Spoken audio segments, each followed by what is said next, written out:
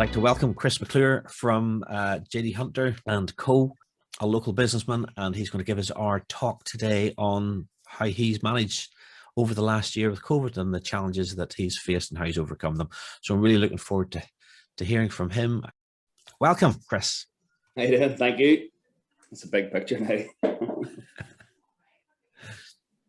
Okay, so I was obviously trying to formulate what way I was going to talk about this. I didn't want to bore people by talking about beans and bread for an hour. So basically give you a wee quick rundown of sort of what I do myself, and then we'll move into what my experience has been of retailing during the COVID pandemic. I'm Chris McClure, as we've already been introduced there. 37 years old, and I've been working in retail now for about 20 years. I started off in Tesco, did about 18 years in Tesco, or 18 and a half years in Tesco. Pretty much every job you could do within Tesco, and then an opportunity, fantastic opportunity, came up to manage a privately owned or an independent retailer, as they call it, that has direct links obviously to the Henderson Group, which you can see in my jacket there. And obviously it was an opportunity, as I said before there, that absolutely I could not turn that down. And it was my chance to really put my stamp on a shop. So I was asked to become the general manager, or store manager as I call it, of a shop that is about 27,000 square foot. So it's quite a big shop. I believe it's the biggest Eurospar in the country. And we like having that sort of that mantle there. So basically I started in October of, not last week, October 4. So it was about 6 months before the pandemic kicked off. And then I suppose, like everybody can probably remember exactly where they were when that first public service announcement came out from Boris over the news. It pretty much changed things for the world overnight. And there was that probably an initial impact from a retailer point of view, and the real panicking stage for the first couple of days. So I remember quite well having to adapt to the COVID regulation literally overnight. There were task forces and stuff put together from a retail point of view that were designed to get you COVID ready, but obviously most people weren't COVID ready straight away, and we took it upon ourselves here at JD Hunter to get stuck into things ourselves, to be honest. So I remember being in here the night before the first lockdown, taping the boxes on the floor, managing all the queuing systems, taping X's outside so the customers could queue outside because we had a minimum requirement in the shop. It was all based on your square footage. So at that stage, I think I was allowed 150 people, including my colleagues, in the shop at any one time. So we had to introduce a queuing system, which meant we had to invest a lot of money then in having extra colleagues outside to manage the queuing system. We had extra colleagues in the checkout so we could have every other checkout open, etc., etc. And it was really probably the panic of those first few days. Every retailer that was allowed to stay open, so it's essential retail effectively, was allowed to trade on a certain amount of hours, but normally really as long as they were sort of sticking to the COVID guidelines. And that meant that nearly every shop retailer had to have screens of some description put up, or some way of protecting both the colleague and the customer from the transmission of the COVID. And I know at the time we had a wee bit of bother within the first couple of days, really trying to get somebody to install those screens. And I don't mind telling you, the screens cost, I think, nearly £6,000 to put in.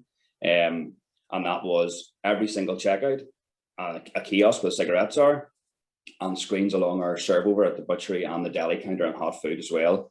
So we had to invest the money in those screens to try and protect both my colleagues and the customers that were coming into the shop. And bear in mind, at that stage was probably the real panic buying stage. So I'm sure you've heard of everyone talking about the toilet paper, hand wash and pasta. So everybody was in looking for toilet paper, hand wash and pasta, anything long life. So those initial few days were crazy in here. So it put obviously an immense amount of pressure on the shop and our availability to customers, and be able to serve our customers properly and make them feel safe at the same time. So we had the flip side of customers coming into the shop and wanting to have a good shopping experience and being able to get everything they want, but also being mindful of their safety in the shop at the time. So we had to make sure the social distance was in order. All colleagues, I provided every single colleague in the shop with 2 masks or a visor. So every single colleague in my shop had a mask on of some description. And they all were maintaining social distancing at all times. So even from simple tasks in the shop, like me or one of the managers downstairs describing a next step or telling a colleague to go and do a job for them, you're having to do it at 2 meters away. And it was just really strange and really hard to get used to at the start, because you're used to having those wee huddles or meetings where you're all nearly on top of one another talking and sort of giving out next steps or different things you're going to do during that day. It went from that to being so standoffish, but obviously for the customer and the colleague, that had to be the case. So yes, the first few days of the real panic, and I would call that sort of the initial impact, and you're trying to manage that initial impact and the safety of the thing as well. We had, obviously, as I described already, we had huge initial sales, and I think really something we pride ourselves on was our local supply network. So the Henderson's local supply network, and the amount of local suppliers, literally local here, a few miles out the road, that we use from everything from grocery items to non-food to health and beauty to fresh meat. You're probably talking about 80 plus suppliers, probably local. We were able to really deliver for the customer, which obviously made us, feel really proud of that, because a lot of the multis, the Tesco's and the Asda's, struggled with their supply chain and struggled with able to get the essential items into the shops, whereas we held our own very well. And only really towards probably the first sort of 6 to 8 weeks of the pandemic started to feel the pinch on some essential things. So the likes of antibacterial hand wash, nobody had it at one stage, but Henderson's were able to recover quite quickly, and obviously it was all restricted, but we were able to get some, and we were able to provide the customer with that product. And then probably the flip side of that was we have a home delivery service as well here, but it's quite a busy part of our business.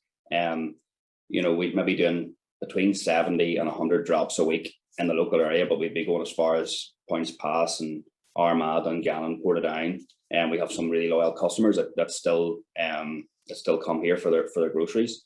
And we noticed in the first couple of weeks that 70 to 100 drops suddenly became 400 drops, 450 at its height.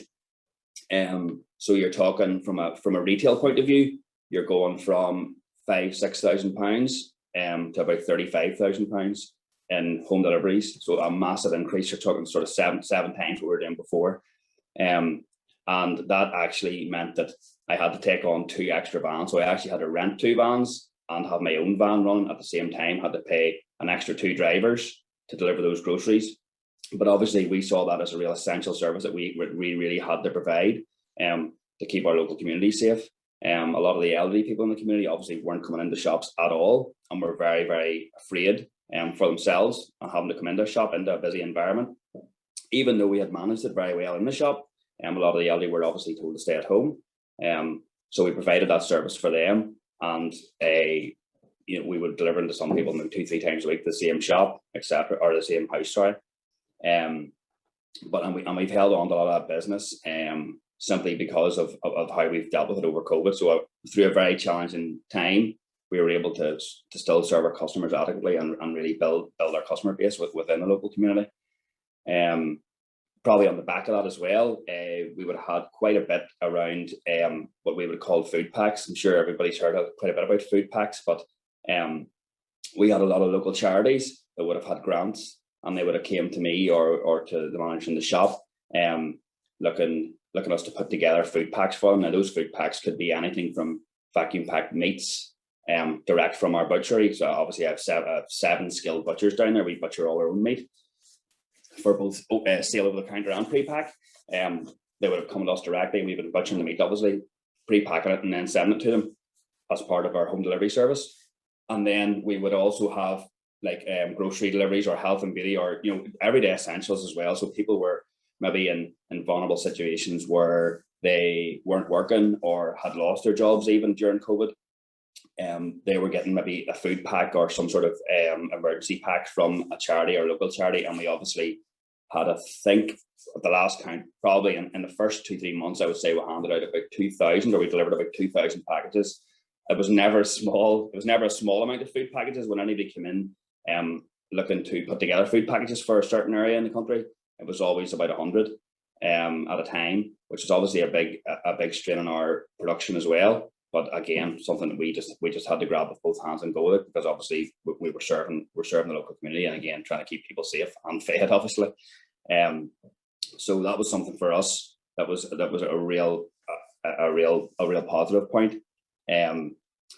Within those food packs as well, we had out a number of food packs free of charge as well, supporting local charities again with regard to health and beauty items and stuff that people didn't have at that time.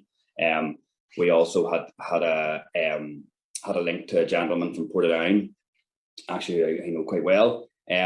He had a link to Craigavon Area Hospital, and he had grants where he was passing to us, and he had been going through the food packs, and we've been delivering essential items to the actual hospitals then, but they were all for nurses and doctors that were working tirelessly, not getting breaks, etc., etc. So we're sending them maybe higher energy drinks, or even just bottles of water, anything that could get something to eat quickly, even simple things like pot noodles, super noodles, all that sort of thing. So we supported him with that.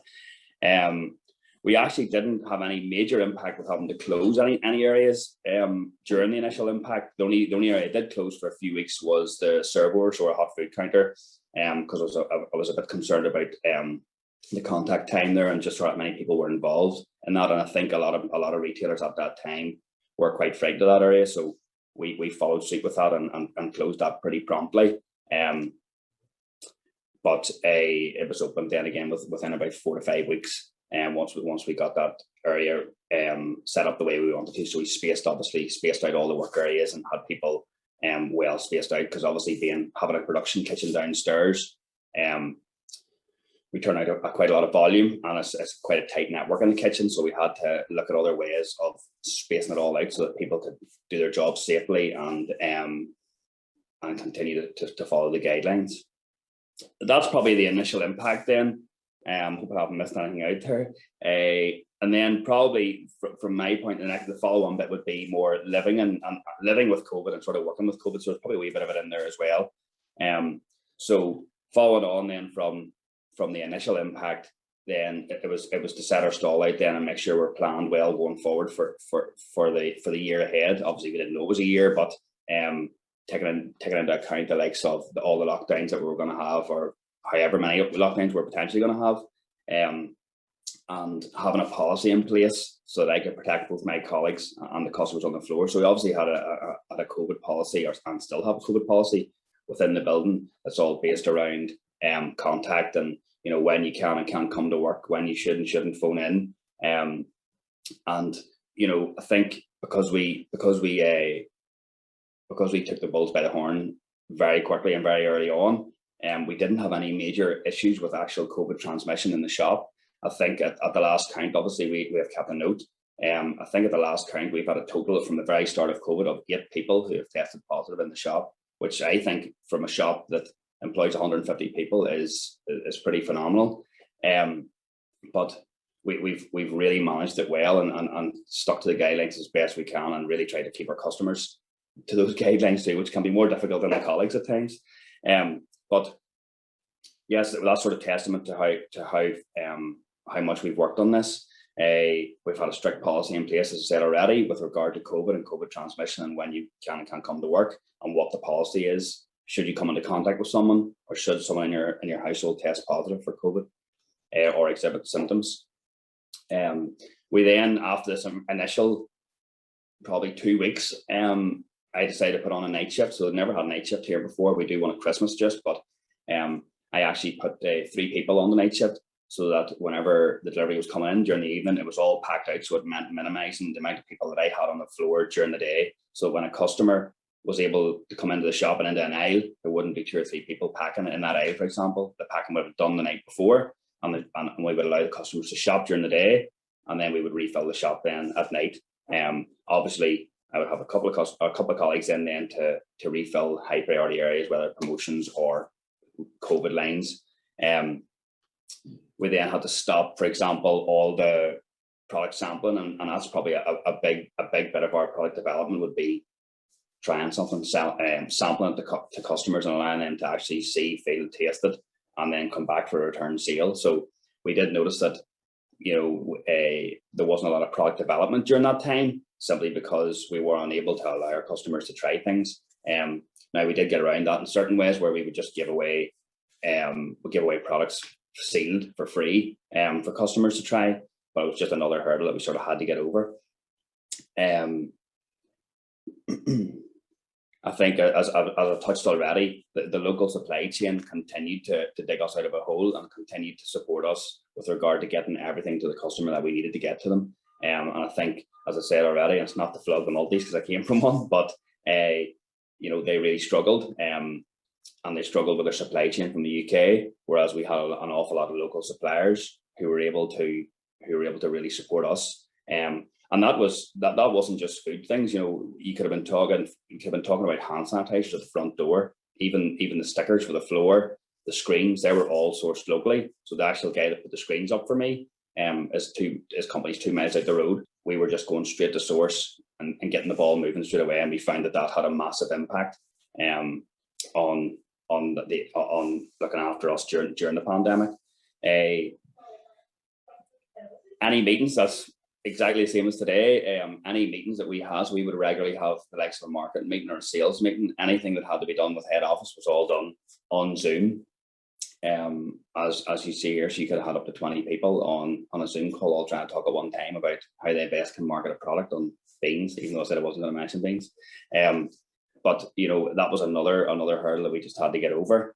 But it was just one of those things, and I think being this far down the line now, we've just learned to live with it, and a lot of the guidelines just are second nature to us now.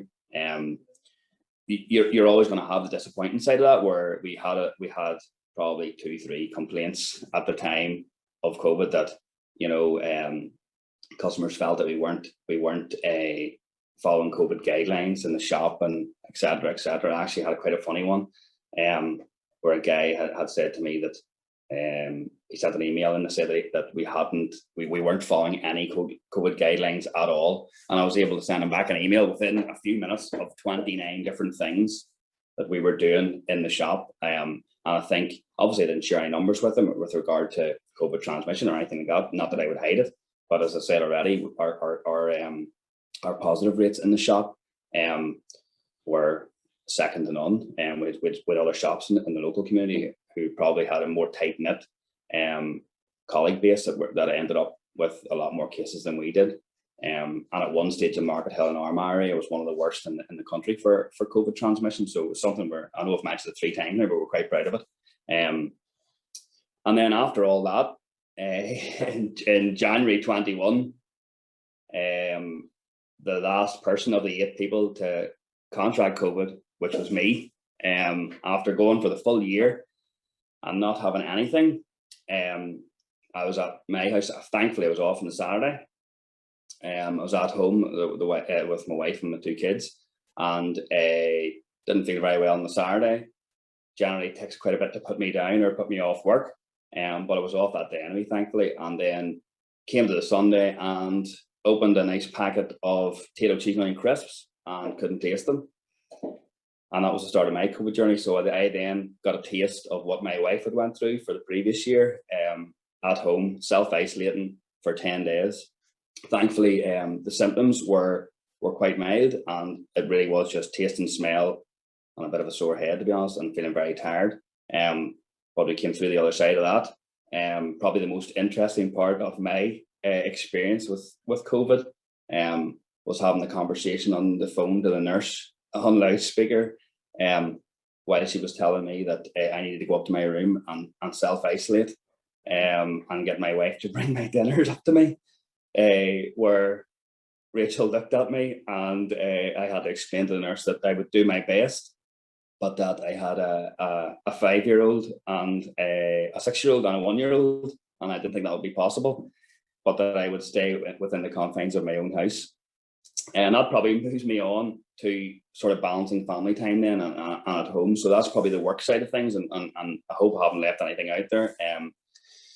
But the last part of it, or nearing the end, would probably be how I balance my family time and sort of my home time with dealing with a busy shop during the COVID pandemic.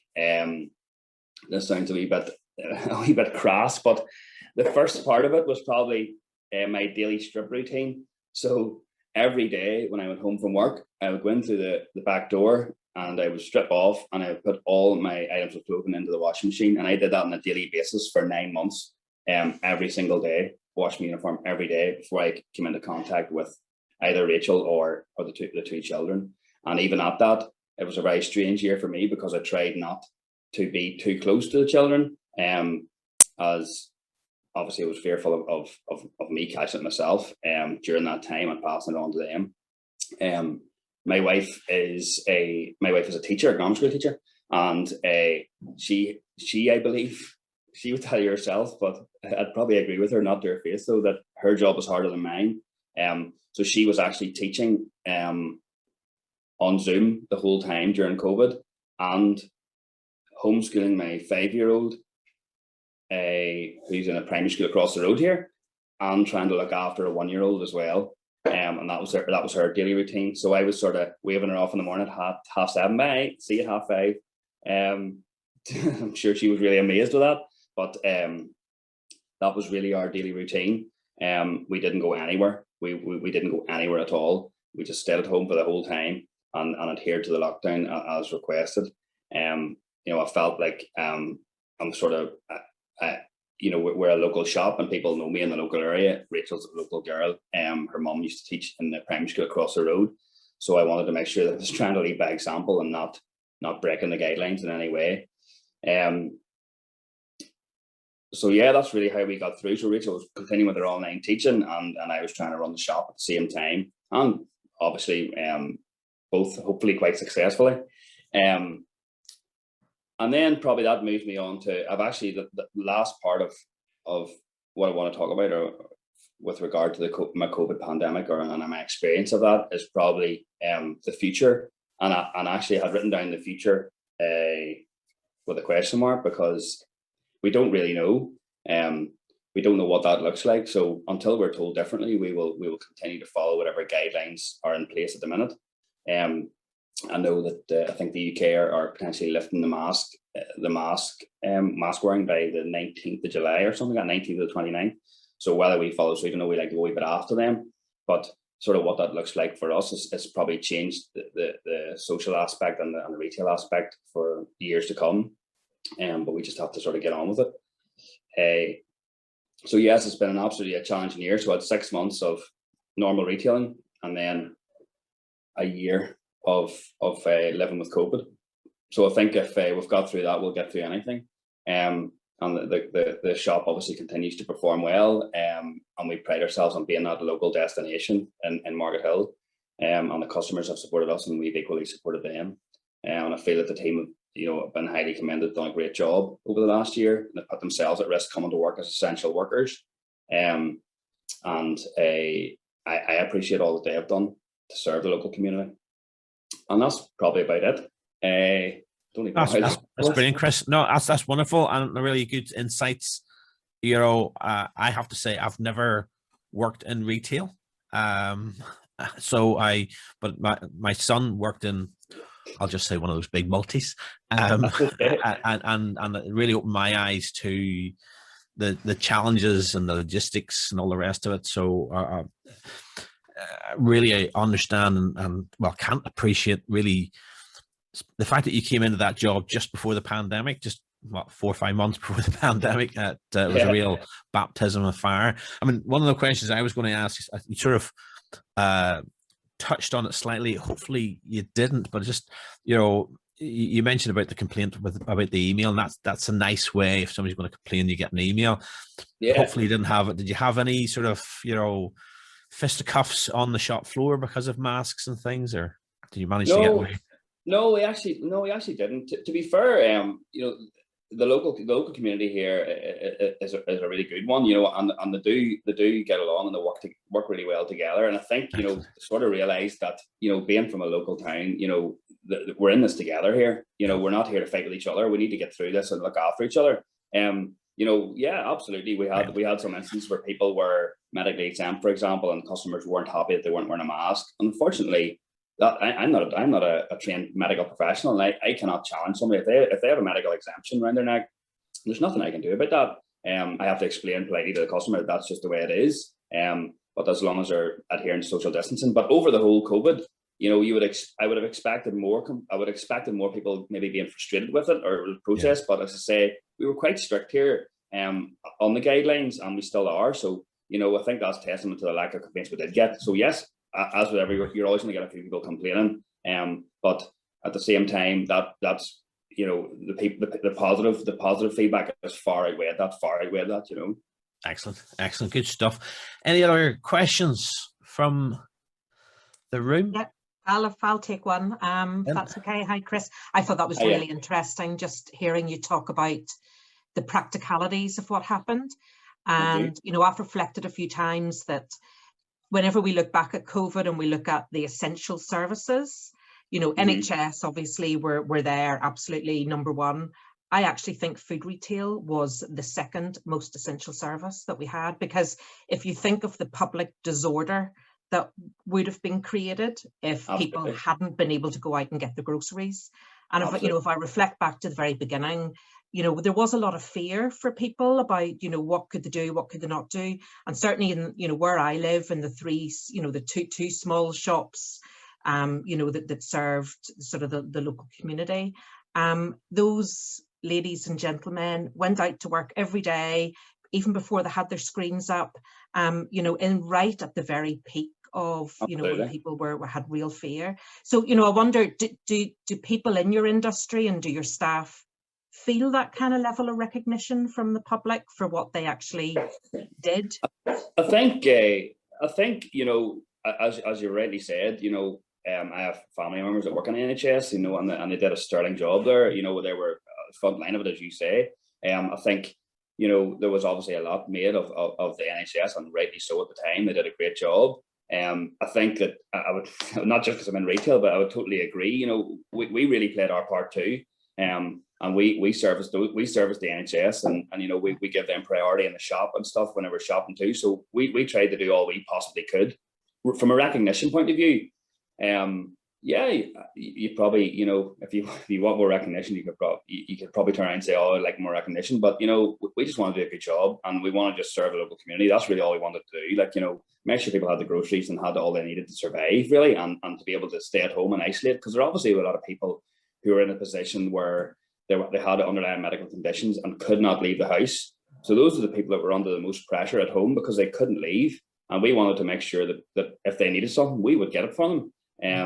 But yeah, I think local customers, to be honest, they did recognise us, you know, and we've had a lot of positive feedback around it about all the things we have done on the floor. But as I touched already, you're always going to get somebody who thinks you're not doing enough. You know, you're doing 29 things, but I want 30. That's just the way it is. We just take it in the chin and move on. But yeah, to be honest with you, they were well recognised, like, and the colleagues do appreciate that from customers. They appreciate it from customers more than appreciate it from me. Yeah. No, I get that. Well done for keeping us all going. I'll say that. Thank you. Cheers. We all agree with that one. Good stuff. Esther, let's spotlight yourself. Your question. Hiya, Chris. So just sorry about the noise in the background. There's others in the office. So just on you were talking about more deliveries and more, you know, click and collect and more things like that. Do you think then that'll stay as well, or do you think people will come back out to the shops, or will they just? Oh, sorry to cut you off. Go ahead. No. Just that was. As I said at the time, I could talk about home deliveries all day because it was a massive increase in our business. You know, going from that sort of 50 to 100 drops to 400 to 500 drops, it was ginormous for us, and having to rent those extra couple of vans. A lot of those people, to be fair, have started and are returning to the shop. Prefer, you know, a lot of customers prefer to see and feel the product and do their shopping that way. We've actually held on to quite a few of those home deliveries that we wouldn't have had previously because of the service we provided them during COVID. But it's, to be honest, it's good to see them coming back in. You know, we want to try and get back to a sense of normality. So we as a shop want to see our local customers coming in, have a conversation with them, whether it's at 2 meters or not. You know, we want to be able to interact with them in the shop rather than dropping their shopping out to them. But yes, to answer your question, a lot of them are coming back in, but there are still some who prefer to be able to home shopping. Don't have the 3 vans anymore either, which is good. I was nearly going to ask that myself. Right, we've got Stephen. Let's remove the spotlight. Stephen. How are you? Hi, Stephen. Yeah, good. Fair play to you, Chris. You know, obviously retail has its challenges and big challenges. That's so fair play to you and your store for doing what you had to do through the pandemic. It's a plug basically. You know, I live in Banbridge. I have some customers in Markethill. Popped into your store one day and didn't realise how big it was. Number one, but now we have 3 trips per year to make sure that we go over to your store for Halloween, Christmas, and Easter. Okay. I have a 7-year-old, and one day I popped into your store and I brought home one of the big spiders, which okay. we didn't see anywhere else. Yeah, and it's been the talk of our house at Halloween. Where did you get that big spider? Where did you get that big spider? So say fair play to some of the stuff that you have sourced is very, very good, and you wouldn't get it in the likes of the multinationals or anything like that. So fair play to you. Good stuff, Steve. Good stuff. Yeah, John, you want to? Could I just ask you a quick question, just Chris? Fair play to you, like what Lynn has said, and building on Esther's question there. Just really curious about, you know, habits that have been formed in the last year in the remote shop, or the deliveries maybe is one of them. But you know, like lots of people would have gone online that previously wouldn't have, and maybe been encouraged on it. Do you think that out of the back of this, once we get back to sort of normality, there might be an overall general increase because people have, you know, you might be reaching deliveries or online or whatever it is, people that you wouldn't otherwise have reached, people that might have gone somewhere else, maybe the big multiples, but you have been able to give that sort of personal service. So two questions. One would have been about the, you know, those knock-on effects that after, as you say, when you get your people back into the stores, there will still be some that, you know, maybe further away, whatever. And then the second thing you mentioned also about, you know, doing a lot of work with charities and keeping close to the community and stuff like that. Yeah. Again, would COVID have sort of increased people's awareness of that, or maybe your sensitivities to it? I think so. With regard to the multis and their home delivery service, I think they were at absolute saturation. Obviously, I still have a lot of contacts within Tesco, having worked there for nearly 20 years. You know, for example, I know a local shop there, Craigavon, that would have been doing about £200,000 a week in just home deliveries, and they went to £400,000 overnight. So it was absolute saturation there, where they had to employ double the drivers, etc., etc. So we were able to take a lot of that business from a lot of those multis, because I'd obviously increased it to another couple of vans, but we were providing more of a personal service. You phoned it in, we took your order, we picked your order, and we brought it out to you. There wasn't a massive amount of technology involved there, so we were able to turn around those deliveries very quickly. Whereas they struggled because it was a time frame, you had to get a slot, etc., etc., etc. We didn't have any of that. It was my motto at the time was, if they wanted, deliver it to them, get the shopping out to them. So we did retain a lot of custom from the multis simply because of that service we provided at the time, that personal service. So to answer that question, absolutely. And there's some customers that have now moved from shopping in the multis to shopping here, because we do count ourselves as a supermarket. We're 27,000 square foot. We're not really we're a Eurospar, but we're a very big Eurospar. So anything you need, as a gentleman before said, if you want a big spider, we can get you a big spider. But we've a lot of unique items like that, and we're sort of marketing ourselves for. We're a supermarket, but we're doing a lot of other areas as well. So we have like a gardening section down there with a wide variety of garden furniture and pots, and we get a lot of people coming into the shop and seeing that, you know. So yes, we've held on to a lot of the customers. And to answer the second part of the question, then, with regard to charities, I think it's massively you know, increase people's awareness of local charities, and actually looking out for your friend and your neighbour. You know, a lot of people that have come into us with regard to grants and stuff, you know, it has opened people's eyes to people who have actually ended up in situations where they really need that help because of COVID, whether they lost their job or reduced hours or furlough or whatever it is. You know, we were very lucky here where I could accommodate all my colleagues, and I didn't have anybody on furlough at all the whole time, and nor will I have. I was able to accommodate them in some way, shape or form in the shop. But there are a lot of other companies and businesses that weren't as fortunate as me, unable to do that. So yes, absolutely, it would have raised a lot of awareness around charities and how they can sort of help us and how we can support them to deliver to customers as well, you know. Good. Hopefully that will continue. Good on you. Yeah, hopefully so, yeah.